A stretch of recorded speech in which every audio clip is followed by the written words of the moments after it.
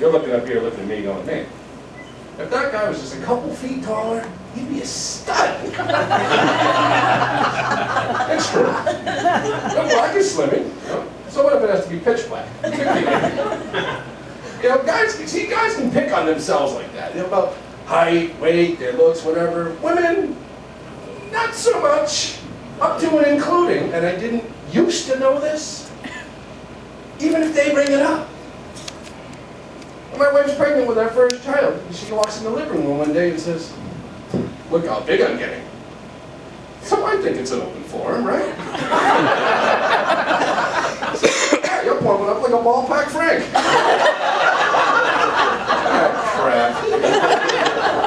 Flowers, candies, days of tears. So a couple weeks later, we go to the doctor's office. We come out of the doctor's office. I leave her at the curb like a gentleman. I go get the car. I wheel it around. She wedges herself in. I take off down the road. And then she says, guess how much I weigh now?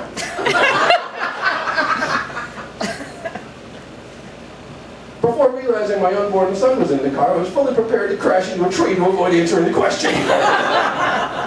You don't want to get that one wrong, right? I don't know, 2 bills? It's things you don't want to get wrong. Like, she asked me to go buy her clothes all the time for Christmas or birthday, whatever the case may be. I'm like, no, I'm not falling for that trap, right? But you buy too big and you're going to hear, you think I'm this size? You buy too small and it's the standard issue. And who is this for? Not to mention, she expects me to figure out the Da Vinci Code of women's clothing sizes, right?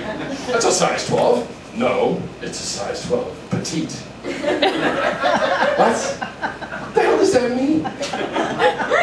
Everything in the guy's world is in inches. Our clothing is in inches. Engines are in cubic inches.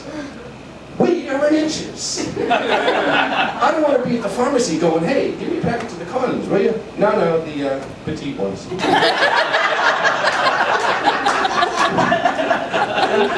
that guy. I can make that joke because, let's face it, I'm a white guy on the East Coast. If I had any gift down there, I'd be on the other side of the country making movies. I'm not.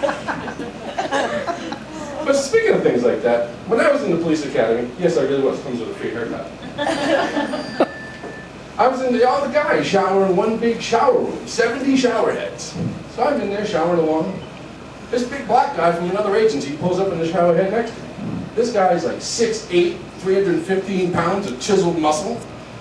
And I am following every man protocol I can think of. I'm staring straight ahead, I'm not making eye contact, I'm not saying a goddamn thing. And then, one of my eyeball stability muscles had some sort of catastrophic structural failure. And there it was.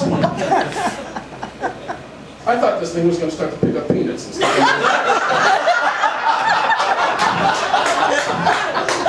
And I'm thinking, what do I do if it pokes me in the shoulder and asks me the same thing? Get it off me! Rub its belly! I showered like I was being decontaminated just to try and get out of there. Horrible experience. It's not easy being in the police academy if you're a little bit of a wise ass. We're on the range one day, we're shooting. And the range instructor, of course this is down south, down in Georgia. Anybody here from Georgia? Good, Georgia sucks. I was there in the summertime. It's so humid, it's like breathing oatmeal. It's horrible. But we're on the range one day, and of course my instructor is southern as southern can be. He says, we're going to shoot 6 rounds, reload, shoot 6 rounds, reload, shoot 6 rounds. You got 35 seconds to do this drill. Remember, 35 seconds is an enormous amount of time. So I raise my hand. He calls on me. I said, can you call my wife and tell her that? Because she don't buy it. Thanks for not making me explain that was a sex joke. I appreciate that. So I come back, and I get assigned to the night shift. Anybody ever work nights here? It's horrible. One guy. How does it mess with your system? It causes you later in life to wear a really bad hat, right? So I Well, you know, I come back and I'm on the night shift and then the complaints start. Well, he says, we don't have sex as much as we used to because you're always tired. I said, honey, guys get hard-ons when they sleep. It's like the all-day ride past Six Flags. Just don't wake me up. I don't wake you up when you fall asleep with your mouth open. Wow, you don't spit out your food. That was horrifically bad for you. Well, that's the end of my portion of the show. Thanks for coming up.